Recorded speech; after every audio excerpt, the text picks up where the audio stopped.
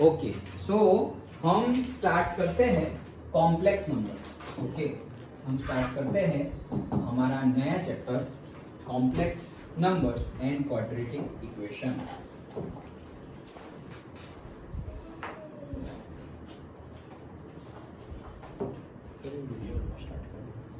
नहीं किया ना। So complex numbers and quadratic equation. तो सबसे पहले तो कॉम्प्लेक्स नंबर आए क्यों और कहां से आए? तो यहीं से आए थे। कहां से? क्वाड्रेटिक इक्वेशन से। हमारे क्वाड्रेटिक इक्वेशन का जनरल फॉर्मूला क्या था? ax² plus bx plus c is equal to 0। अब ये क्वाड्रेटिक इक्वेशन के सॉल्यूशन हम निकालते थे, तो एक तो था splitting the middle term method, वो इजीली निकल जाता था। एक हमने देखा था क्वाड्रेटिक डिस्क्रिमिनेंट मेथड वाला। ओके, तो वो डिस्क्रिमिनेंट मेथड में अभी जो हमने किया था, तो वो क्या था कि हम रूट्स निकालेंगे। सपोज 2 रूट्स निकलेंगे, तो 2 रूट्स कैसे निकलेंगे कि इफ डिस्क्रिमिनेंट, हम ऐसे लिखते थे, याद हो तो डिस्क्रिमिनेंट क्या है? डिस्क्रिमिनेंट है b² माइनस 4ac। तो if this value is greater than 0, तो हम लिखते थे, क्या लिखते थे हम? पेन अलग है, हाँ है, हम लिखते थे कि 2 रियल एंड डिस्टिंक्ट, और से डिफरेंट, हाँ कोई भी वर्ड यूज कर सकते हो, डिफरेंट रूट्स, ऐसा लिखते थे, याद है 10th में। और फिर अगर ये b² minus 4ac is equal to 0 हो जाए, तो हम लिखते थे 2 इक्वल रूट्स, डिस्टिंक्ट नहीं, इक्वल रूट्स मिलेंगे, राइट। ओके, और थर्ड केस हम एक्सप्लोर नहीं करते थे, if b² minus 4ac is less than 0, तो हम लिखते थे नो रियल रूट्स, ऐसा लिखते थे। याद आया? ओके, ये हम करते थे 10th में। सो अभी हमें यहीं पर फोकस करना है। यहीं से जन्म हुआ किसका? कॉम्प्लेक्स नंबर का। ओके, क्यों यहां से जन्म हुआ कॉम्प्लेक्स नंबर का? क्योंकि एनीथिंग लेस देन 0 मतलब क्या? नेगेटिव। एनीथिंग लेस देन 0 मतलब क्या? नेगेटिव। तो हमारा रूट का फॉर्मूला क्या बनता था? -b प्लस और माइनस स्क्वायर रूट में d और से स्क्वायर रूट में b² minus 4ac divided by twice a। तो ये नेगेटिव है, b² माइनस 4ac क्या है? नेगेटिव, मतलब कि स्क्वायर रूट के अंदर आ गया सपोज -5, तो इसको हम सॉल्व नहीं कर पाते थे। क्यों? पता ही नहीं है। तो पता ही नहीं है तो सॉल्व कैसे करेंगे? सिर्फ स्क्वायर रूट में 5 हो तो वो लिख देंगे हम, लेकिन स्क्वायर रूट में -5 हो उसका क्या करें? तो यहाँ पे हम छोड़ देते थे कि भाई रियल रूट्स मिलेंगे नहीं। तो रियल रूट्स नहीं मिलेंगे ना, इसीलिए हम बोल क्या रहे हैं? इमेजिनरी रूट्स फाइंड करेंगे। कौन से? इमेजिनरी मतलब इमेजिन, मतलब जो रियल है ही नहीं, जो रियल है ही नहीं, इमेजिन। ओके, भूत जैसा अंडरस्टूड। ओके, भूत तो होते हैं रियल में। अच्छा चलो, यहाँ मैथ्स ही करते हैं हम। हाँ, सो समझ में आ गया कहां से आया? तो यहां से हमारा कॉम्प्लेक्स नंबर का बर्थ हुआ। ओके, तो उसको हम जनरली रिप्रेजेंट करते हैं किससे? आयोटा से। क्या? किससे? आयोटा। और ये आयोटा का आई क्या है? आयोटा का आई ही है, stands for imaginary numbers. Okay, तो आयोटा, आयोटा मतलब क्या? हम कैसे उसको रिप्रेजेंट करेंगे? आई से। किससे? आई से। तो ये आई को कैसे रिप्रेजेंट करेंगे? आई को हम रिप्रेजेंट करेंगे I is equals to square root में -1। ऐसे साइन मैथमेटिशियन ने ऐसे रिप्रेजेंट किया है। आई की वैल्यू क्या है? स्क्वायर रूट में -1। तो i² क्या हो जाएगा? आई का स्क्वायर, तो यहां से रूट हट गया, तो वो क्या हो जाएगा? -1। अरे स्क्वायर किया ना बोथ साइड, यहाँ पे स्क्वायर होगा और यहाँ पे स्क्वायर किया तो स्क्वायर रूट हट गया। तो सर नीचे -1 का स्क्वायर नहीं कर रहे हो तुम क्या कर रहे हो? यहाँ से i का स्क्वायर कर रहे हो, और यहाँ पर क्या कर रहे हो? स्क्वायर रूट में -1 है उसका स्क्वायर कर रहे हो। तो यहाँ तो तुम्हारा स्क्वायर रूट और स्क्वायर हट जाएगा ना, तो रहा -1। अगर तुम ऐसा करते -1 का स्क्वायर तो 1 आता। आया समझ में? पक्का? तो ये हमारा i² इज इक्वल टू क्या है? -1। समझ में आया? यही है हमारे कॉम्प्लेक्स नंबर। और कॉम्प्लेक्स नंबर का फॉर्मेट कैसा होता है? कॉम्प्लेक्स नंबर का बढ़े आगे। ओके, कॉम्प्लेक्स नंबर का फॉर्मेट होता है just like this. Suppose z से हम जनरली रिप्रेजेंट करते हैं a प्लस i b, किससे? z is equals to a plus ib, where this a is the real part, क्या है, real part of the complex number, and this ib वाला जो है और से इमेजिनरी पार्ट, ये क्या है, हमारा रियल पार्ट था और ये कौन सा है, इमेजिनरी। उसमें से आई और आई बी दोनों इमेजिनरी है। नहीं, अभी देखो हम उसमें जो b है वो ही इमेजिनरी है, लेकिन वो b इमेजिनरी है वो बताएगा कौन, उसके आगे i लिखा है वो, अदरवाइज तो वो लिख देगा कि i3 और से i3, तो ये 3 इमेजिनरी है, कैसे पता चला, 3 तो रियल नंबर भी होता है, तो वहां i लिखा है, दैट्स व्हाई वो इमेजिनरी। Done, okay. सो ये रियल पार्ट है और ये इमेजिनरी पार्ट है। तो देखो जैसे कि let us denote -1 root square root of -1 symbol i iota, therefore i square is equals to क्या हो जाएगा, -1। डन, तो हम ऐसे ही रिप्रेजेंट करेंगे, कैसे, a plus ib where a and b are the real numbers and is defined to be a complex number। a और b दोनों क्या है, रियल नंबर है। वो पार्ट की बात कर रहा हूँ, पूरे पार्ट की बात कर रहा हूँ, वो पूरा पार्ट क्या है, इमेजिनरी पार्ट है, लेकिन a और b क्या है, रियल नंबर्स है, लेकिन रियल नंबर से, लेकिन इसमें से फिर कॉम्प्लेक्स कहां से आया, अरे आई लिखा हुआ है ना इमेजिनरी, सो वो जो रियल तुम बोल रहे हो वो भी क्या है, इमेजिनरी है, ये इमेजिनरी पार्ट में, और ये तो प्योर रियल है। ओके, हाँ चलो, सो अभी करेंगे तो एकदम डिटेल में अच्छे से समझ में आ जाएगा। हाँ, आई मतलब आयोटा, करेक्ट। ओके, सो देखो, number of the form a plus ib where a and b are the real numbers to be complex number।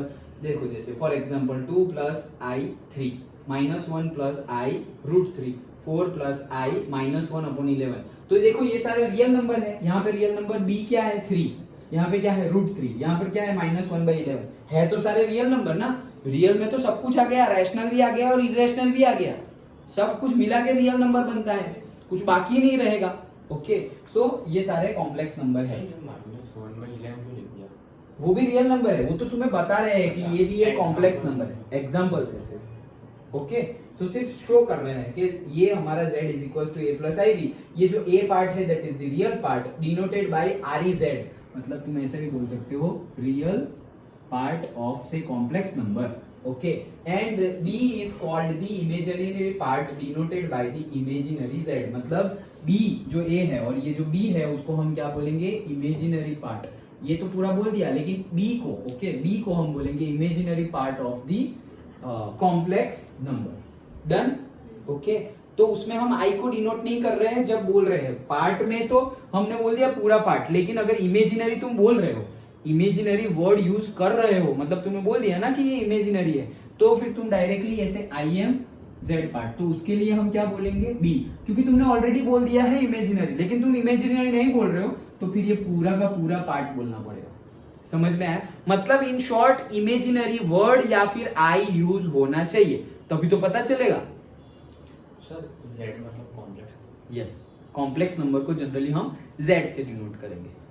Okay, हाँ चलो, सो a प्लस ib, ओके, तो ये हमारा a प्लस ib, तो a जो है वो हमारा रियल पार्ट है, तो उसको हम rez से भी डिनोट करेंगे, real part of the complex number, and b जो है वो हमारा इमेजिनरी पार्ट है, तो उसको हम डिनोट करेंगे imaginary part of the complex number z। For example, z is equals to this, then rez is equals to 2 and imaginary part of the z is equals to 5। तो देखो यहाँ पे अगर हमने इमेजिनरी वर्ड यूज कर दिया है तो हम 5i नहीं लिखेंगे, सिर्फ 5 लिखेंगे, क्योंकि तुमने बोल दिया ऑलरेडी इमेजिनरी। लेकिन अगर मैं बोलूं कि भाई 3 है, कहाँ गया ये है, क्या है, 2 है और 5 है, अब मुझे पता कैसे चलेगा, इसमें से एक a है और इसमें से एक b है, ये 2 और 5 है, इसमें से एक a है और इसमें से एक b है, मुझे कैसे पता चलेगा कि कौन सा रियल पार्ट है और कौन सा इमेजिनरी पार्ट है, मुझे पता चलेगा नहीं। तो उस सेंस में मुझे, मतलब उस केस में मुझे लिखना पड़ेगा i, तो मैं लिखूंगा, सपोज मैंने यहाँ i लिख दिया, अब मैं बोल दूंगा ये इमेजिनरी है और ये रियल है। अगर मैंने यहाँ i लिख दिया, ओके, तो ये हो जाएगा ये इमेजिनरी पार्ट और ये रियल पार्ट, मतलब इमेजिनरी वर्ड और से आई एम और से इमेजिनरी वर्ड और से आई, ये तीनों में से कुछ तो होना चाहिए। अकेला नहीं लिख सकते हम, नहीं तो पता ही नहीं चलेगा कि रियल नंबर कौन सा है और से इमेजिनरी नंबर कौन सा है। डन, समझ में आ रहा है? पक्का, कोई कंफ्यूजन नहीं है ना? सिंपल है ये तो। ओके चलो, अब इक्वालिटी ऑफ कॉम्प्लेक्स नंबर की बात करते हैं। किसकी? Equality of complex number. तो इक्वालिटी ऑफ कॉम्प्लेक्स नंबर मतलब क्या? कोई कॉम्प्लेक्स नंबर है मेरा पास z1 is equals to a plus I b, दूसरा कोई कॉम्प्लेक्स नंबर है मेरे पास z2 that is equals to से c प्लस आई डी। तो मैं क्या बोल रहा हूं, दो कॉम्प्लेक्स नंबर सेम है, क्या है? सेम और से इक्वल, मतलब if z1 is equals to z2 है, दोनों कॉम्प्लेक्स नंबर क्या है? इक्वल है। तो क्या करेंगे हम? रियल पार्ट के इक्वल और इमेजिनरी पार्ट के इक्वल। समझ में आया? सो a इज इक्वल टू हो जाएगा मेरा c और b इज इक्वल टू हो जाएगा मेरा d। डन, इसका रियल पार्ट, इसका रियल पार्ट, इसका इमेजिनरी पार्ट, इसका इमेजिनरी पार्ट, दोनों को इक्वल कर दो। कब? लेकिन कब? जब तुम्हें बोला हो कि दोनों कॉम्प्लेक्स नंबर क्या है? इक्वल। अंडरस्टूड? सिंपल इक्वेट करना है। अच्छा, दूसरा हमें क्या बताऊं, दूसरा जो हमारा ग्रेटर देन और लेस देन कंसेप्ट होता है कि भाई जैसे हम बोलते हैं ना 5 is greater than 3 -2 is less than 0 like that. Okay, तो ये greater than less than concept image complex number में होता नहीं है। ओके, ये होता ही नहीं है। z1 लेस देन z2 ये सारा केस कुछ होता नहीं है, ये होता ही नहीं, कंसेप्ट ही नहीं है ये। क्यों? क्योंकि भाई ये तो दूसरे रियल के साथ इमेजिनरी जुड़ा हुआ है, तो हम कैसे बोल देंगे कि कौन सा बड़ा कौन सा छोटा? समझ में आ रहा है? ओके, तो ये कंसेप्ट ही नहीं है यहाँ पर, कॉम्प्लेक्स नंबर में ग्रेटर देन लेस देन का कंसेप्ट नहीं होता है। अंडरस्टूड? ओके, चलो आगे बढ़ते हैं। एग्जांपल है, आगे क्या है? Algebra of the complex number. Simple है, कॉम्प्लेक्स नंबर का सम करना है।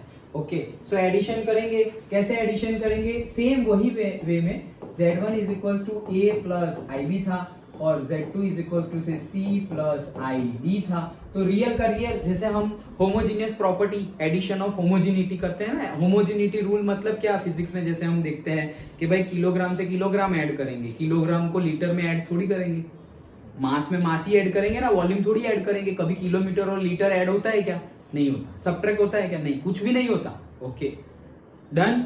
सो वैसे ही हम रियल पार्ट से रियल पार्ट ऐड करेंगे और इमेजिनरी पार्ट से इमेजिनरी पार्ट ऐड करेंगे। तो यहाँ पर z1 प्लस z2 अगर मुझे करना हो तो क्या हो जाएगा? a plus c plus ib plus id। तो उसको तुम ऐसे लिख सकते हो ना, a plus c, i common, b plus d। Done. तो ये हो गया हमारा रियल पार्ट, ये हो गया हमारा इमेजिनरी पार्ट। यस, तो वही चीज है।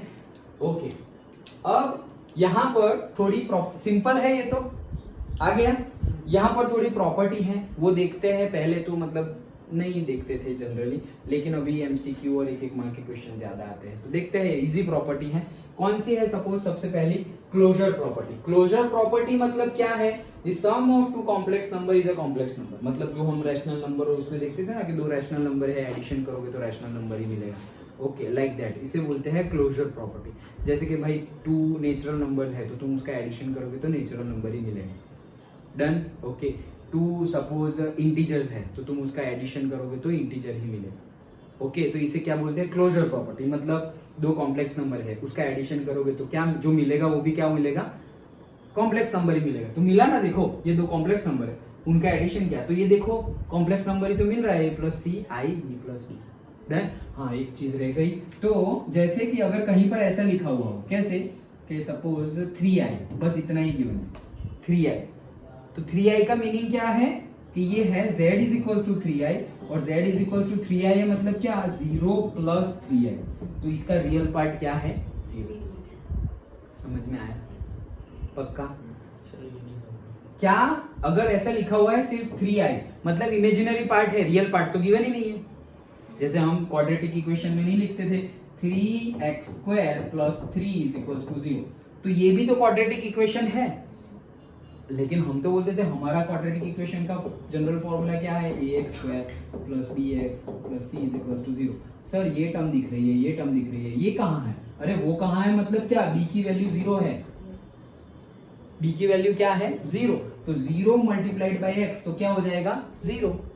डन, समझ में आया? ओके तो वैसे ही यहाँ पर 3i गिवन है, मतलब रियल पार्ट है ही नहीं है तो वो क्या है 0। वैसा उल्टा भी हो सकता है, दूसरा केस भी हो सकता है, z इज इक्वल्स टू यहाँ पर गिवन है 5 प्लस 0i ऐसे, और डायरेक्टली सिंपली लिख देंगे क्या 5। z is equals to complex number है और बोला है 5। सर कहाँ है कॉम्प्लेक्स नंबर, ये तो रियल नंबर है। अरे कॉम्प्लेक्स नंबर ही है, लेकिन उसको ऐसे डिनोट कर सकते हैं प्लस 0i, और ऐसे भी डिनोट कर सकते हैं 5 प्लस i 0, ऐसे भी लिखो, पहले लिखो बाद में लिखो, लेकिन वो है क्या एक्चुअल में 5, क्योंकि इमेजिनरी पार्ट तो क्या है 0। अंडरस्टूड? एकदम छोटी छोटी कंसेप्ट है, एकदम इजी है, लग रहा है ना, कुछ है ही नहीं ज्यादा। और पहले तो मिसलेनियस को मिला के 5 एक्सरसाइज थी, अभी 2 ही है। कहाँ 5 कहाँ 2? 4.1 मिसलेनियस खत्म चैप्टर। मिसलेनियस को मिला के 2 मिसलेनियस को मिला के 2 एक्सरसाइज है, अदरवाइज कंसेप्ट तो एक ही एक्सरसाइज में खत्म। अभी हमारा खत्म, चैप्टर ही खत्म, कंसेप्ट खत्म। हाँ एक कंसेप्ट है आर्गन प्लेन वाला, वो हम कल करेंगे, अभी न्यूमेरिकल इसके बेस पे देखेंगे, लेकिन पहले कंसेप्ट तो समझ ले। ओके ये समझ गए? ओके तो हमने पहला देखा क्लोजर प्रॉपर्टी। क्लोजर प्रॉपर्टी और से क्लोजर लॉ मतलब क्या, अगर तुम 2 कॉम्प्लेक्स नंबर का एडिशन करते हो तो मिलेगा क्या, कॉम्प्लेक्स नंबर ही मिलेगा। फिर दूसरा है कौन सा, एडिटिव लॉ, और से कॉम्यूटेटिव लॉ भी तुम बोल सकते हो। कौन सा कॉम्यूटेटिव, वो वाला 3 + 2 करो या 2 + 3 करो, सेम ही आंसर आने वाला है। तो यहाँ पर भी कॉम्प्लेक्स नंबर में तुम z1 + z2 करो या z2 + z1 करो, आंसर सेम ही आएगा। यहाँ पर तुम करो ना, यहाँ पर तुम a + c लिखो या c + a लिखो, सही है। यहाँ पर तुम b + d बोलो या d + b बोलो, सेम ही आएगा।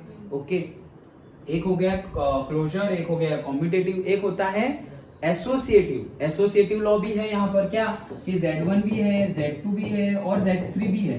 तो भाई तुम किसी का भी ग्रुप बनाओ, z1 + z2 वो बना दो, फिर z3 के साथ ऐड करो। या कोई बंदा ऐसा बोलेगा नहीं सर मुझे तो ये इजी ज्यादा लग रहा है, कोई बात नहीं, पहले दूसरे लास्ट 2 का कर दो और फिर z1 से ऐड करो, तो वो हो गया क्या हमारा एसोसिएटिव। तो क्लोजर, कॉम्यूटेटिव, एसोसिएटिव, 3 हुए, क्लोजर, कॉम्यूटेटिव, एसोसिएटिव। और क्या बाकी रहा, और बाकी रहा additive identity and additive inverse. अब ये दोनों एक्चुअली निकल गए हैं, ओके, बट कॉम्पिटिटिव एग्जाम में पूछे जाते हैं। निकल गए हैं मतलब यहाँ पर ऐसे ज्यादा कुछ न्यूमेरिकल, 1-2 न्यूमेरिकल देखे जाएंगे, अदरवाइज नहीं। लेकिन देखो ये chapter competitive exam point of view बहुत ज्यादा वास्ट है सिलेबस। ओके ये चैप्टर बहुत ज्यादा वास्ट सिलेबस में है, लेकिन एनसीईआरटी में पर्टिकुलरली क्या कर दिया है, बहुत ज्यादा रिड्यूस सिलेबस कर दिया है। तो अब मेरे ख्याल से कॉम्पिटिटिव एग्जाम में भी क्योंकि ये रिड्यूस किया है तो वहां पर भी सिलेबस रिड्यूस करेंगे। अभी तक किया नहीं है लेकिन करेंगे, अभी तो टाइम है ना, अभी तो जनवरी में है एग्जाम। ओके सर्कुलर बाहर आएगा एंड समझ में आ गया। ओके चलो देखते हैं, वट एवर वो जो भी अभी नेक्स्ट ईयर देने वाले हो उनके लिए सिलेबस है। हमारा तो अभी 11th है तो हमें तो उसके बाद देना है, लेकिन कहने का मीनिंग है सिलेबस पहले पता होना चाहिए।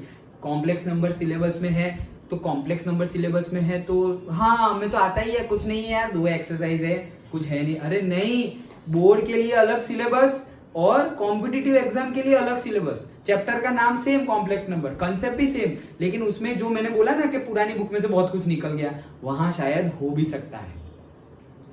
समझ में आया? सो वो प्रिपरेशन के टाइम पर हमें पता होना चाहिए कि इसमें जो कॉम्प्लेक्स नंबर तो बोला लेकिन उसमें क्या क्या और इसमें क्या क्या, और ये कंफ्यूजन क्रिएट ना हो। दैट्स व्हाई आई फील कि क्या करेगी गवर्नमेंट और से एजुकेशन बोर्ड क्या करेगा, भाई एनसीईआरटी है तो बोर्ड में भी यही सिलेबस और कॉम्पिटिटिव एग्जाम में भी वही सिलेबस वैसा करेगी, वैसे चांसेस है। लेट अस सी क्या होगा। ओके चलो, तो क्या क्या पढ़ा हमने, क्लोजर, कॉम्पिटिटिव, एसोसिएटिव, और होता है एडिटिव आइडेंटिटी। क्या additive identity. Okay so additive identity और एक होता है additive inverse.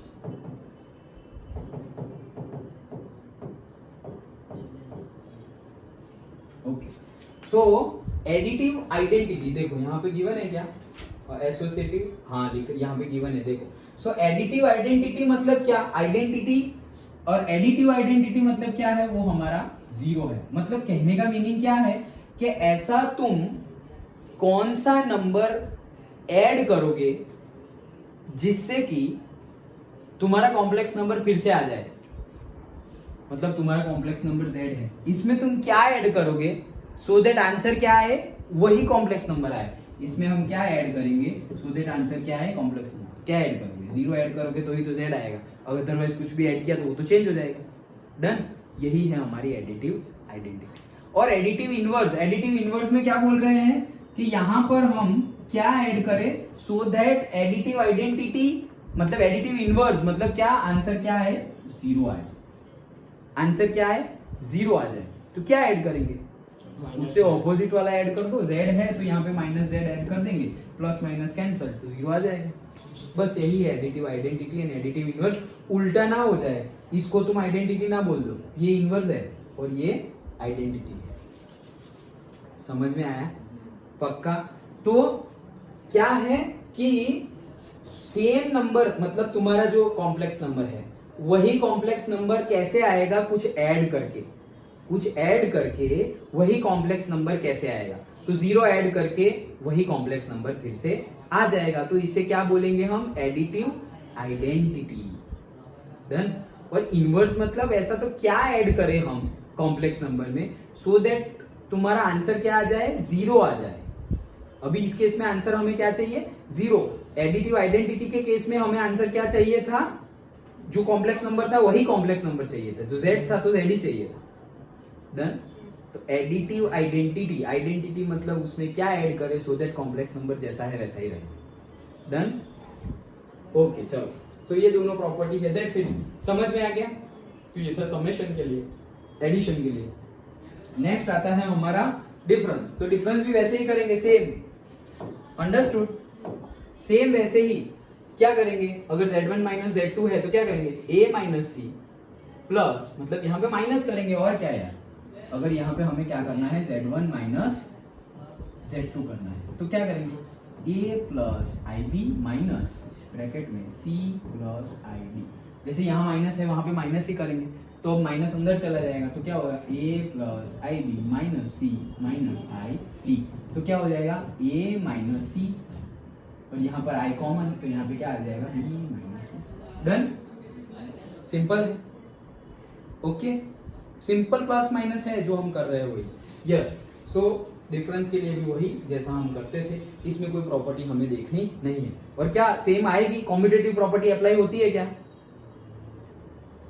Closure property, closure law apply होगा डिफरेंस में, ये किया तो है, देखो क्लोजर लॉ अप्लाई होता है। क्लोजर क्या है वो भूल गए क्या, क्लोजर लॉ अप्लाई होता है या नहीं होता, होगा। वो क्या था कि अगर तुम दो कॉम्प्लेक्स नंबर का डिफरेंस ले रहे हो तो आंसर भी कॉम्प्लेक्स नंबर ही आना चाहिए, दैट इज क्लोजर। तो देखो ना, कॉम्प्लेक्स नंबर ही तो आया है, तो क्लोजर लॉ एप्लीकेबल है। कॉम्पिटेटिव एप्लीकेबल है क्या, कॉम्पिटेटिव एप्लीकेबल नहीं होगा। क्यों, तुम z1 माइनस z2 करो, अभी मैं z2 माइनस z2 करूँ तो ऐसा थोड़ी आएगा। हाँ, जैसे हम प्लस वो रियल नंबर के केस में मतलब नेचुरल नंबर के केस में ऐसा करते थे कि 2 minus 3 is equal to 3 minus 2 आता है क्या, नहीं आता। ये -1 है और ये +1 है, समझे? ओके, सो यहाँ पर भी एप्लीकेबल नहीं होगा, तो वो सब प्रॉपर्टी हम उसके लिए नहीं देखेंगे। दो के लिए देखनी है, किसके लिए, एडिशन के लिए और मल्टीप्लिकेशन के लिए। चलो, सो हमने एडिशन देख लिया, डिफरेंस देख लिया, अब आते हैं हम मल्टीप्लिकेशन पर। सो मल्टीप्लिकेशन कैसे, अरे वैसे ही यार, वैसे ही करना है। z1 is equals to a plus I b, z2 is equals to c plus I d. Okay, तो कैसे करेंगे, z1 इंटू z2, तो बस वही a plus I b multiplied by c plus I d. अब जैसे दो नंबर थे हमारे 2x प्लस 3 5x माइनस 2, उसको कैसे मल्टीप्लाई करते थे, वैसे ही करना है। a इंटू सी, इसका सबके साथ, इसका सबके साथ, तो a into c plus a i d plus I b का c के साथ प्लस आई बी का आई डी के साथ। तो क्या हो गया, a c और दूसरा कौन सा है, ये दोनों में से i कॉमन निकलेगा। ओके, देखो ये दोनों में से i कॉमन निकला तो क्या बन गया, ad प्लस bc। यहाँ पे देखो i इंटू आई क्या हो जाएगा, आई स्क्वायर की वैल्यू क्या है, -1, तो ये हो गया -1 इंटू बी डी, तो ये हो गया बी डी। तो यहाँ पे क्या बन गया, A C minus B D plus I A D plus B C, हो गया मल्टीप्लीकेशन। Done, simple. हाँ फॉर्मेट भी आ गया। हाँ, ये फॉर्मेट भी आ गया। डन, सिंपल ऐसे मल्टीप्लिकेशन करना है। क्लोजर लॉ एप्लीकेबल होगा भाई, ये भी क्या है हमारा कॉम्प्लेक्स नंबर ही तो है, तो क्लोजर लॉ फॉलो होता है। कॉम्यूटेटिव यहाँ फॉलो होगा, 3 इंटू 2 करो या 2 इंटू 3 करो 6 ही आएगा, वैसे यहाँ पर भी वही आएगा। ओके, देन एसोसिएटिव लॉ भी फॉलो होगा, जो एडिशन में थे वो सारे फॉलो हो ही रहे हैं। ओके, कि भाई तुम 2 इंटू 3 इंटू 1 करो या 1 इंटू 2 इंटू 3 करो, आंसर तो सेम ही आना है। डन। ओके, नेक्स्ट अब वो दो multiplicative identity and multiplicative inverse. तो देखो जैसे हमने किया था, क्या किया था हमने, एडिटिव आइडेंटिटी मतलब ऐसा क्या ऐड करे सो दैट वही कॉम्प्लेक्स नंबर आए, तो वैसे ही मल्टीप्लिकेटिव आइडेंटिटी मतलब क्या, इसमें ऐसा क्या मल्टीप्लाई करे सो दैट वापस हमारा वही कॉम्प्लेक्स नंबर आ जाए। 1 से मल्टीप्लाई कर लो तो वापस वही, तो ये 1 हो गया क्या हमारा मल्टीप्लिकेटिव आइडेंटिटी। तो फिर मल्टीप्लिकेटिव इनवर्स, तो ऐसा किससे हम मल्टीप्लाई करें सो दैट हमारा आंसर क्या आ जाए इनवर्स में। क्या देखो, इनवर्स हो तो तुम्हें 1 लाना है मल्टीप्लिकेशन में, और इनवर्स हो तब तुम्हें 0 लाना है कब, एडिशन में। तो यहाँ पे मल्टीप्लिकेशन है तो तुम्हें इनवर्स में क्या लाना है, 1। अब इससे कैसे मल्टीप्लाई करें सो दैट 1 आ जाए, 1 बाय उल्टा मल्टीप्लाई, रेसिप्रोकल मल्टीप्लाई कर लो। z है तो 1 बाय z मल्टीप्लाई करेंगे तो z कट, मतलब आ गया 1। डन। ओके, तो 1 बाय z लिखो या फिर तुम ऐसे भी लिख सकते हो z इनवर्स, z इनवर्स मतलब 1 बाय z। डन। तो ये है हमारी मल्टीप्लिकेटिव आइडेंटिटी और ये है हमारा मल्टीप्लिकेटिव इनवर्स। डन, पक्का हो गया। अगेन एक एक्स्ट्रा दी हुई है डिस्ट्रीब्यूटिव, अरे डिस्ट्रीब्यूटिव तो अभी तो किया, ये डिस्ट्रीब्यूटिव लॉ ही तो है। ओके, ये पूरे के साथ और दूसरा पूरे के साथ, तो वहां भी यही तो है। देखो z1 z2 प्लस z3, तो z1 z2 के साथ प्लस z1 z3 के साथ, यहाँ पर भी z3 z1 के साथ फिर z3 z2 के साथ। सिंपल है, इसमें कुछ नया नहीं है। ओके, ये नहीं देखा था, अब ये देखना है क्या, डिवीजन। ओके, क्या करना है, डिवीजन करना है। सो दो कॉम्प्लेक्स नंबर का अब अगर हमें डिवीजन करें तो जैसे हम डिवीजन करते हैं वैसे ही करेंगे। तो हम सोचेंगे आंसर कैसे आएगा सर। ओके, हम क्या है, एक z1 है a प्लस आई बी और z2 है, z2 क्या है, a b c plus I b. तो हमें क्या करना है, z1 बाई z2 करना है। डन। तो z1 बाई z2 कैसे करेंगे, z1 बाई z2 मतलब z1 क्या है, a plus I b, z2 क्या है, c प्लस आई डी। ये कर दिया डिवीजन, लेकिन क्या ऐसे ही आंसर रखे, नहीं ऐसे आंसर मत रखो, नीचे वाले को रैशनलाइज कर दो।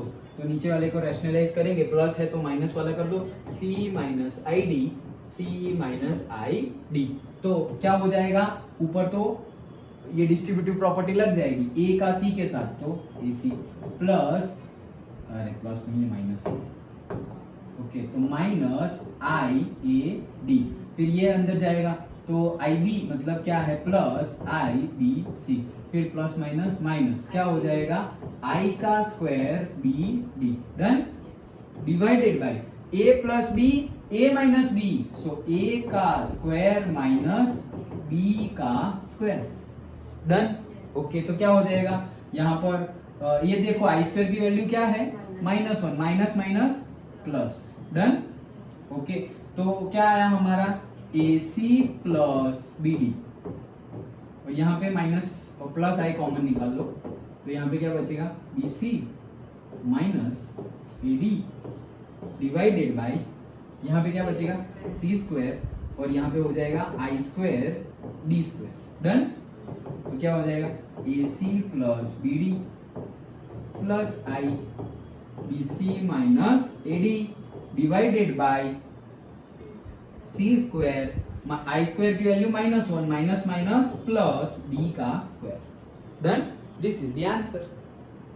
अंडरस्टूड। एक्चुअल में अगर ये हम करेंगे तो ये देखो यहाँ पे एक भी इमेजिनरी पार्ट नहीं है, c स्क्वायर और d स्क्वायर आई है ही नहीं, समझ में आया, आई गया तो हमने निकाल दिया आई को, वही तो निकालना था हमें। नीचे हम जैसे रैशनलाइज कब करते थे, नीचे रूट नहीं आना चाहिए, नीचे x माइनस वाई जैसा फॉर्मेट नहीं आना चाहिए, तो नहीं आ रहा है। हाँ बोलो। सर यार मेरे साथ देख क्या किया हमने, z1 बाई z2, ये z1 ये z2, तो नीचे जो प्लस है उसी से माइनस से रैशनलाइज कर दिया। क्यों? क्योंकि हमें ये इमेजिनरी पार्ट नीचे चाहिए ही नहीं, ऊपर हो तो चलेगा लेकिन नीचे नहीं चाहिए इमेजिनरी पार्ट, तो मुझे ये इमेजिनरी पार्ट नीचे से निकालना है। तो कैसे निकालेंगे, प्लस है माइनस वाला रैशनलाइज कर दो, सो माइनस वाला रैशनलाइज कर दिया। अब ये तो क्या है, दो कॉम्प्लेक्स नंबर का मल्टीप्लिकेशन, तो a का इसके साथ फिर a का इसके साथ फिर ib का इसके साथ फिर ib का इसके साथ, तो वो कर दिया। नीचे a plus b a minus b, तो a square minus B square, तो a का स्क्वायर माइनस b का स्क्वायर, ऊपर मल्टीप्लाई किया, या i स्क्वायर की वैल्यू -1 तो ये प्लस, अब ये तो जो है वही लिखा है ac और ये है bd, तो ac प्लस bd, फिर यहाँ पे i कॉमन निकाला, तो i कॉमन तो रहा क्या bc माइनस ad, डन। और यहाँ पे क्या बना c स्क्वायर, ये i स्क्वायर d स्क्वायर हो जाएगा, id का स्क्वायर मतलब i square d square, i square की वैल्यू -1 तो माइनस माइनस प्लस, तो आया समझ, डन। तो ये था हमारा डिवीजन, खत्म। नेक्स्ट हमारा है पावर ऑफ i समझना है, अगेन वेरी इंपॉर्टेंट। ओके, क्या समझना है हमें, पावर ऑफ i। तो देखो सिंपल वे में समझा रहा हूं, i की पावर 1 तो मतलब वो तो i ही होता है यार, किसी की भी पावर 1 तो वही नंबर आ जाएगा। ओके ठीक है, i का स्क्वायर तो वो तो अभी देखा हमने, क्या -1, ठीक है। i का क्यूब मतलब क्या है, i का स्क्वायर इंटू i बोल सकते हैं हम, i का क्यूब मतलब i square into i। Okay, तो 3 बार हो गया। i स्क्वायर की वैल्यू क्या है, -1 इंटू i, मतलब फाइनल आंसर क्या आया, -i, डन। तो i क्यूब की वैल्यू क्या आ गई, -i, डन। अरे हाँ ना तो बोलो यार, आगे समझ में, हाँ हाँ चलो। सो अब i4 मतलब क्या, i square into i square, तो i स्क्वायर कितना है, -1, ये भी क्या है -1, माइनस माइनस क्या हो गया, +1, डन। तो ऐसे ही करते जाओ, अब सबका रिलेशन 4 के साथ तो आ ही जाएगा, 4 के साथ तो सबका रिलेशन बन ही जाएगा। कैसे बन जाएगा, देखो दिखाता हूं। जैसे कि तुम्हारा है 9, क्या है 9, तो 9 को मैं 4 से डिवाइड कर रहा हूं, सो 4 2 जा 8, तो बचेगा क्या 1, डन। ओके, तो मैं इसको ऐसा लिख सकता हूं, 9 को हम ऐसे लिख सकते हैं 4 इंटू 2 प्लस 1, करेक्ट, 10th का फर्स्ट चैप्टर। ओके, क्या था वो, रियल नंबर्स, है वो पता है, टॉपिक का नाम है, वो division algorithm, correct. Okay, division algorithm, समझ में आया। ओके, सो ऐसे लिख सकते हैं हम, कोई भी नंबर को ऐसे लिख सकते हैं, वो हमेशा 4 वाला आ सकता है। तो ये क्या है, इसको मान लो k, क्या मान लो k, कोई भी नंबर, k का जगह कोई भी नंबर होगा, तो तुम्हारा फॉर्मूला क्या आया, 4k प्लस 1 आया यहाँ पर, 4k प्लस 1। और क्या हो सकता है, और तुम्हारा हो सकता है 4k प्लस 2 हो सकता है, और क्या हो सकता है 4k प्लस 3 हो सकता है, 4k प्लस 4 नहीं होगा क्योंकि ये तो ऐड हो जाएगा ना, 4 तो ऐड हो जाएगा, 4 से तो फिर डिवीजन हो जाएगा ना, नीचे 4 नहीं आएगा, ये तो 4 1 जा 4 कर दोगे तुम, तो नीचे तो 0, हाँ 4k प्लस 0 आ सकता है, तो 4k प्लस 0 मतलब क्या 4k, 4k प्लस 0 मतलब क्या 4k, डन।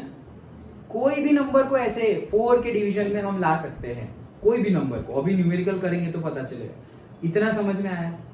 अब अगर ऐसा समझो कि i रेस टू क्या है, i रेस टू है 4k, i रेस टू क्या है 4k, so i raise to 4 whole raise to k लिख सकता हूं मैं,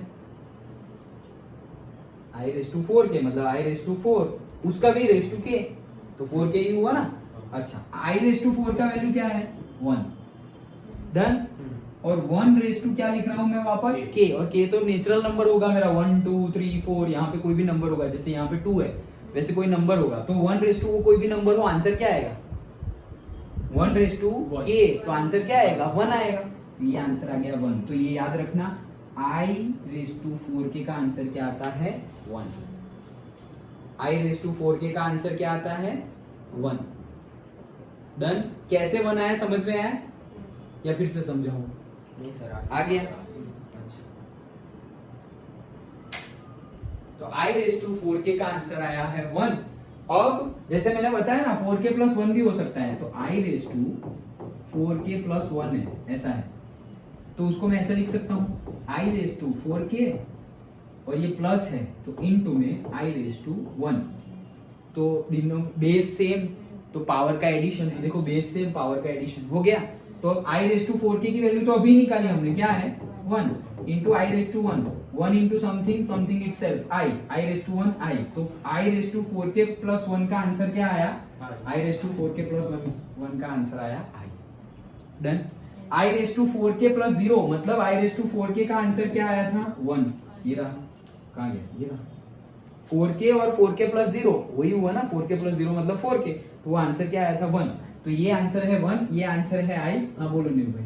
सर मुझे पता नहीं लगा था 4k प्लस 4 क्यों नहीं कर सकते, क्या क्या क्या नहीं कर सकते, 4k प्लस 4 क्यों नहीं कर सकते, मतलब 4 क्यों नहीं कर सकते, मतलब 4k प्लस ये 4 क्यों नहीं कर सकते, ऐसे नहीं कर सकते। देखो जैसे मेरा है 16 यहाँ पर, तो मैं बोल दूंगा कि यहाँ पर और क्या आ सकता है 2 आ सकता है, तो 4 जा डायरेक्टली लिख दूंगा मैं, ओके 168 लिख दो, चलो डन। ओके तो मैं 4 जा क्या लिख दूंगा 16, तो ये तो 0 हो गया, यहाँ पे आ जाएगा 8, अब क्या आ जाएगा 4 2 जा 8, तो ये क्या आ गया 0, रिमाइंडर क्या है 0, और रिमाइंडर क्या आ सकता है 9 के केस में, मतलब 1 आया, फिर 2 भी आ सकता है, रिमाइंडर 2 कब आएगा जब यहाँ पे मैंने 10 ले लूंगा तो 2 आ जाएगा, देखो 10, तो क्या आ जाएगा 4 2 जा 8 आ गया 2, 11 लूंगा तो 4 2 जा 8 3 आ गया, अब 12 करूंगा तो 4 आएगा ही नहीं, देखो 4 12 तो 4 3 जा 12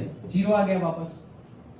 अब 13 लूंगा तो 4 3 जा 12 वापस 1 आया, 14 लूंगा सो 4 3 जा 12 वापस 2 आया, तो 0 1 2 15 लूंगा तो वापस क्या आएगा 4 3 जा 12 तो 3 आया, अब 16 लूंगा तो वापस 0 आ जाएगा, 0 1 2 3 0 1 2 3 वही आता रहेगा, 4 आएगा ही नहीं क्योंकि 4 तो 4 से डिविजिबल है ना भाई, आया समझ में, done.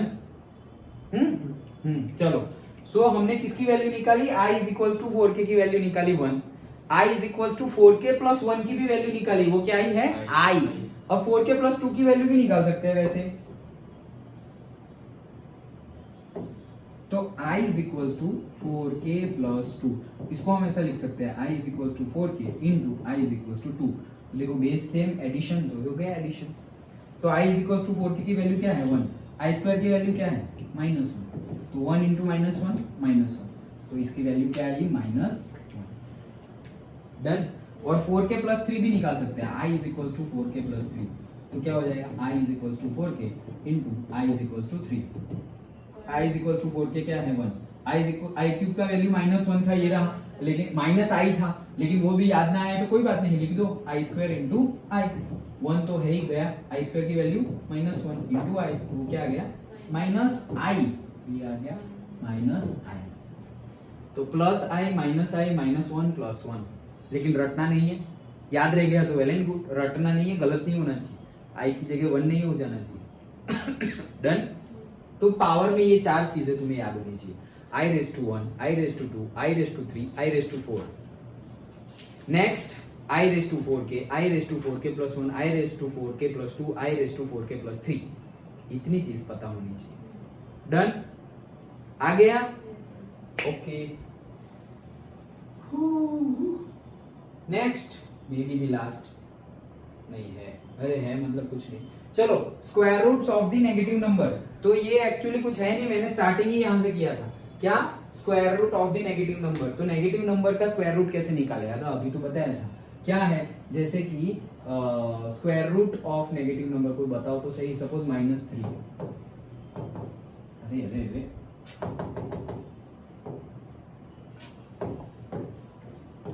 Square root of the negative number, तो इसका कैसे निकाले, अरे अभी अब तो आ जाएगा, क्यों, इसको मैं लिख दूंगा -1 इंटू 3, डन, ओके, -1 इंटू 3 लिखा, तो -1 की जगह मैं क्या लिख दूं i स्क्वायर की वैल्यू क्या है -1, तो -1 की जगह i स्क्वायर लिख दिया इंटू 3, i बाहर निकल गया तो रह गया i, और ये क्या है √3, खत्म, डन। ओके, सिर्फ माइनस को अलग कर दिया, -1 मतलब आई स्क्वायर स्क्वायर रूट के बाहर निकलेगा तो स्क्वायर का निकल जाएगा, स्क्वायर और स्क्वायर रूट हट जाएगा तो आई, और ये √3 का √3। अभी ऐसे करके -4 का भी निकाल सकते हैं हम, कैसे कि भाई -1 × 4, तो वो क्या हो जाएगा, स्क्वायर रूट में आई -1 मतलब आई स्क्वायर × 4, तो आई स्क्वायर बाहर निकलेगा तो आ जाएगा आई, और 4 बाहर निकले जाए तो आ जाएगा 2, तो i2।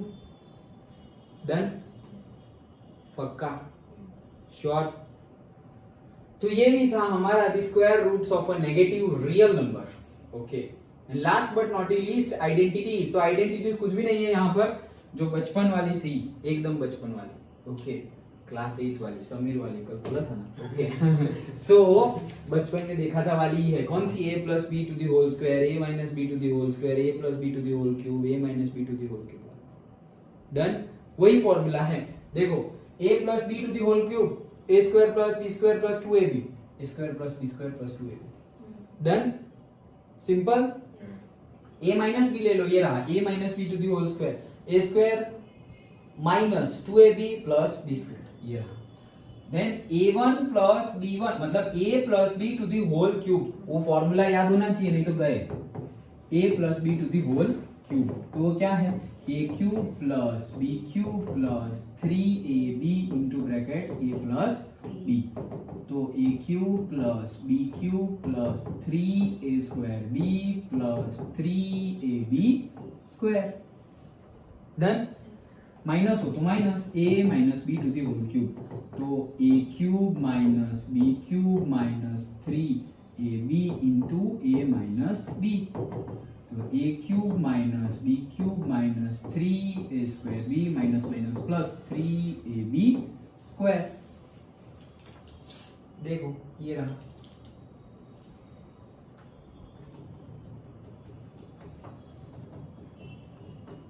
डन, पक्का, ये भूलना मत। हाँ, और a² - b², a + b, a - b, वही आइडेंटिटी है। दैट्स इट, ये था हमारा इंट्रोडक्शन। अरे यार है ठीक है, इतना समझ में आ गया।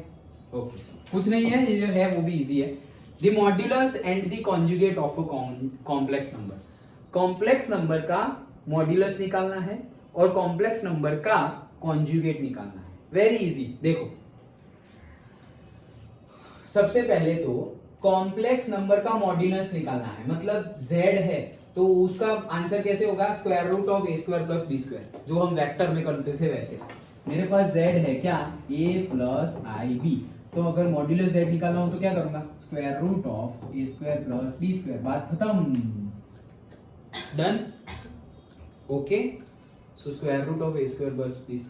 डन, और कॉन्जुगेट, तो कॉन्जुगेट ये है मेरा z, तो कॉन्जुगेट को डिनोट करते हैं z बार से। किससे, z बार से। उसमें क्या करना है, अरे जो इमेजिनरी पार्ट है ना उसकी साइन चेंज कर दो, प्लस हो तो माइनस कर दो, माइनस हो तो प्लस कर दो, बन गया कॉन्जुगेट। तो a - ib, ये बन गया इसका कॉन्जुगेट। डन, अगर प्लस हो तो माइनस कर दो, माइनस हो तो प्लस कर दो, लेकिन सिर्फ इमेजिनरी पार्ट का, रियल पार्ट का मत कर देना। तो दैट्स इट, बस ये खत्म। ये इतना बड़ा बड़ा लिखा है लेकिन कहना वही चाह रहा है। ओके, अगेन थोड़ी प्रॉपर्टी है, देख लो। अरे ये तो वही बच्चों वाली प्रॉपर्टी ही है, लेकिन फिर भी गिवन है तो बता देता हूं। अगर दो कॉम्प्लेक्स नंबर मल्टीप्लाई करके मॉड्यूलस निकालोगे तो वो सेम ही होगा क्या, पहले मॉड्यूलस निकालो और फिर मल्टीप्लाई करो, उसके जैसा ही होगा। अगर दो कॉम्प्लेक्स नंबर का डिवीजन करके मॉड्यूलस निकाल रहे हो तो तुम पहले मॉड्यूलस निकालो और फिर डिवीजन करो, वो आंसर भी सेम ही होगा। अगर दो अब कॉन्जुगेट को मिक्स किया, अगर दो कॉम्प्लेक्स नंबर को मल्टीप्लाई करके कॉन्जुगेट ले रहे हो तो तुम पहले कॉन्जुगेट ले लो और फिर मल्टीप्लाई करो, उसका आंसर भी सेम ही होगा। और यहां पर वही चीज बता रहे हैं क्या, अगर दो कॉम्प्लेक्स नंबर है उसका तुम एडिशन करोगे और फिर कॉन्जुगेट लोगे तो ऐसा ना करो, और तुम ऐसा करो कि पहले कॉन्जुगेट ले लिया और फिर एडिशन किया तो भी चलेगा, सेम आंसर आएगा। और दो कॉम्प्लेक्स नंबर का डिफरेंस ले रहे हो z1 - z2 और उसका कॉन्जुगेट ले रहे हो तो उसके बजाय तुम z1 का कॉन्जुगेट लोगे -z2 का कॉन्जुगेट लोगे और वो डिफरेंस करोगे तो भी आंसर सेम ही आएगा। यहाँ पे प्लस और माइनस मिल जाए, मतलब प्लस होगा तो प्लस और माइनस होगा तो माइनस। डन। और z1 by z2 करने के बाद कॉन्जुगेट लोगे तो करने के बाद कॉन्जुगेट लो, या z1 conjugate divided by z2 conjugate, वो भी आंसर सेम ही आएगा। सिंपल है, मतलब कहने का मीनिंग है तुम पहले करो कॉन्जुगेट या बाद में करो कॉन्जुगेट, कोई फर्क नहीं पड़ता। तुम पहले मॉड्यूलस ले लो या बाद में मॉड्यूलस लो, कोई फर्क नहीं पड़ता। वो कहना चाह रहे हैं, सिंपल। अंडरस्टूड? कोई एक्सेप्शन नहीं है, हमेशा कोई फर्क नहीं पड़ता। पहले मॉड्यूलस लो, मतलब पहले एडिशन कर लो फिर मॉड्यूलस लो, या फिर पहले मॉड्यूलस ले लो और फिर एडिशन करो, दोनों सेम ही है। डन? पक्का? तो मॉड्यूलस में भी वही और कॉन्जुगेट में भी वही। मॉड्यूलस ये a square plus B square, square root of a square plus B square, वो हो गया उसका मॉड्यूलस। डन? और कॉन्जुगेट मतलब इमेजिनरी पार्ट की साइन चेंज कर दो, दैट्स इट। डन? तो यही था, दैट्स इट। यही था हमारा फर्स्ट एक्सरसाइज के लिए इंट्रोडक्शन और से कंसेप्चुअल पार्ट। अभी सिर्फ एक ही टॉपिक है, आर्गन प्लेन, ओके, लेकिन फिर ज्यादा हो जाएगा, उसको हम नेक्स्ट क्लास में लेंगे। कंसेप्ट समझ गए? पक्का? कोई डाउट नहीं? क्या क्या देखा हमने? सबसे पहले कंसेप्ट कहाँ से आया, वहां से स्टार्ट किया हमने। तो क्वाड्रेटिक इक्वेशन लिखा था, उसमें वो थर्ड वाला था B square minus 4ac less than 0, वहां पे हमने बोल दिया था नो रियल रूट्स। तो अब वो रूट्स फाइंड करने के लिए हम उसी को मतलब वहां से ही कॉम्प्लेक्स नंबर का बर्थ हुआ। तो सपोज माइनस रूट ऑफ -3, अब इसका क्या करें? तो इसके लिए हमने मतलब मैथमेटिशियन ने कंसेप्ट लाया किसका, आयोटा का, मतलब आई का, ओके। तो वो रूट ऑफ -1 को ही क्या बोल दिया, आई, और से आई स्क्वायर को क्या बोल दिया, -1। अब कॉम्प्लेक्स नंबर को डिनोट कैसे करेंगे, a प्लस आई बी से, ओके। ए क्या है, real part of the complex number, B क्या है, imaginary part of the complex number. Imaginary part बोल रहे हो तो फिर आई लिखने की जरूरत नहीं है। डन? मैंने बोला ना, इमेजिनरी पार्ट, आई एम या आई, तीन में से एक ही चीज होनी चाहिए, ओके। तो तुम दोनों मत लिख देना, आई इंक्लूड, इमेजिनरी पार्ट भी बोल रहे हो तो फिर आई भी मत लिखना, फिर क्या बोलेंगे हम, सिर्फ बी। डन? ओके। तो वो हमने देखा। फिर हमने देखा क्या, इक्वालिटी ऑफ कॉम्प्लेक्स नंबर। तो क्या करेंगे, रियल पार्ट का रियल पार्ट से इक्वल साइन कर दो, और इमेजिनरी पार्ट का इमेजिनरी पार्ट से इक्वालिटी साइन इक्वल टू करके कर दो, वो हो गया हमारा इक्वालिटी। फिर हमने एक कंसेप्ट और पढ़ा, क्या कि वो नहीं आता इसमें, याद रखना, लेस देन और ग्रेटर देन का कंसेप्ट यहाँ पे एप्लीकेबल नहीं है, ओके। उसके बाद हमने अलजेब्रा ऑफ कॉम्प्लेक्स नंबर किया। तो क्या एडिशन किया, पहले एडिशन किया, कैसे करेंगे, रियल का रियल से एडिशन और इमेजिनरी का इमेजिनरी से एडिशन करेंगे। उसमें हमने प्रॉपर्टी देखी। तो पहले देखा हमने क्लोजर लॉ कि भाई दो कॉम्प्लेक्स नंबर का एडिशन करोगे तो कॉम्प्लेक्स नंबर ही मिलेगा। फिर हमने देखा कॉम्पिटेटिव प्रॉपर्टी और कॉम्पिटेटिव लॉ कि भाई a प्लस बी करो या b प्लस a करो, सेम ही बात है, ओके। देन कॉम्पिटेटिव के बाद हमने देखा क्या, एसोसिएटिव। तो तीन अगर कॉम्प्लेक्स नंबर है तो तुम कोई भी ग्रुप अप्लाई करो, सेम ही आंसर आएगा। थर्ड फिर हमने देखा एडिटिव आइडेंटिटी, और फोर्थ हमने देखा additive identity and then additive inverse. तो एडिटिव आइडेंटिटी लानी है, क्या लानी है, मतलब एडिटिव आइडेंटिटी मतलब क्या, कि उसमें क्या ऐड करे सो दैट कॉम्प्लेक्स नंबर ही आए। तो 0 ऐड करेंगे तो कॉम्प्लेक्स नंबर ही आएगा। और एडिटिव इनवर्स मतलब एडिटिव इनवर्स तुम्हें क्या लाना है, 0। एडिटिव इनवर्स क्या है, 0, और मल्टीप्लिकेटिव इनवर्स क्या है, 1। तो एडिटिव इनवर्स 0 लाना है, कॉम्प्लेक्स नंबर में क्या ऐड करें सो दैट 0 आए, -z ऐड कर दो, ओके। तो वो आ जाएगा 0, ओके। देन हमने देखा डिफरेंस। तो जैसे सबमेशन करते हैं वैसे ही डिफरेंस करना है, लेकिन उसके लिए कोई प्रॉपर्टी हमने देखी नहीं, ओके। फिर हमने देखा क्या, मल्टीप्लिकेशन। तो मल्टीप्लिकेशन के लिए भी सेम, रियल का रियल के साथ, इमेजिनरी का इमेजिनरी के साथ मल्टीप्लिकेशन कर दो। डन? और वो तो हम जैसे वो डिस्ट्रीब्यूटिव प्रॉपर्टी देखते थे, a plus I B and b plus I D, तो वही a का दूसरे मतलब पूरे ग्रुप के साथ दूसरे, और फिर ib का भी सबका दोनों वो दूसरे ग्रुप के साथ, मेंबर्स के साथ, रियल और इमेजिनरी दोनों के साथ। वैसे ही मल्टीप्लिकेशन करना है, उसमें भी सारी प्रॉपर्टी एप्लीकेबल है, जो भी हमने एडिशन में देखी सारी की सारी इसमें भी एप्लीकेबल है। इसमें एक अलग से एक लॉ दे दिया गया है, कौन सा, डिस्ट्रीब्यूटिव। तो वो तो हम कर ही रहे हैं ना, मल्टीप्लिकेशन करेंगे कैसे, डिस्ट्रीब्यूटिव प्रॉपर्टी का यूज करके ही तो करेंगे। तो एक्चुअल में हम बोले या ना बोले, डिस्ट्रीब्यूटिव लॉ हम फॉलो तो कर ही रहे हैं, ओके। तो वो सब हमने देखा। लास्ट में हमने देखा डिवीजन। डिवीजन कैसे करेंगे, तो वहीं पे एक ट्रिक है, डिवीजन कैसे करेंगे, नीचे जो पार्ट है इमेजिनरी पार्ट उसको हमें निकालना है। उसको निकालना है तो अगर उस नीचे a माइनस आई बी है तो a प्लस आई बी से रैशनलाइज कर दो, नीचे a प्लस आई बी है तो a माइनस आई बी से रैशनलाइज कर दो। आंसर आ जाएगा, नीचे से इमेजिनरी पार्ट चला जाएगा। डन। तो ये हो गया डिवीजन। डिवीजन के बाद क्या देखा हमने, मॉड्यूलस एंड कॉन्जुगेट। मॉड्यूलस मतलब क्या, modulus of z is equals to square root of a square plus b square. Conjugate of z मतलब क्या, इमेजिनरी पार्ट के साइन चेंज करो, दैट्स इट। और कुछ छूट गया क्या? Power of i। तो पावर ऑफ i में तो हमने देखा क्या, i is equals to 1, i is equals to 2, i is equals to 3, i is equals to 4। फिर हमने देखा सब कुछ 4k के मल्टीप्लाई में आएगा। So i is equals to i raise to 4k, i raise to 4k plus 1, i raise to 4k plus 2 and i raise to 4k plus 3। वो हमने पूरा देख लिया, ये वाला। एंड देन हमने आइडेंटिटीज देखी, तो वो तो बचपन वाली ही है, a plus B to the whole square, a minus B to the whole square, a plus B to the whole cube, a minus B to the whole cube and a square minus B square. वही identity यहाँ use करें। Okay, बहुत मतलब बहुत ज्यादा easy chapter है, बहुत ज्यादा इजी चैप्टर। मतलब तुम सेट जैसा ही है, समझो सेट भी कितना इजी था वैसा ही है, लेकिन सेट में तो थोड़ा भी एप्सिलॉन नॉट सबसेट, वहां पे तुम्हें थोड़ा ध्यान देना पड़ता था कि कब एप्सिलॉन नॉट कब सबसेट। यहाँ पर तो तुम बस सिंपल मैथ्स करते जाओगे तो सिंपल आ ही जाएगा। डन। ओके, तो यही था हमारा पूरा का पूरा introduction of the complex number. एक ही है Argand plane and polar representation, वो नेक्स्ट क्लास में पढ़ेंगे। विद दैट कंसेप्ट वाइज हमारा चैप्टर विल बी कंप्लीटेड। जैसे मैंने बोला पहले के सिलेबस में बहुत सारे, सपोज मिसलेनियस को मिला के 5 टॉपिक थे और अभी सिर्फ 2 ही हैं। डन। समझ में आया ना?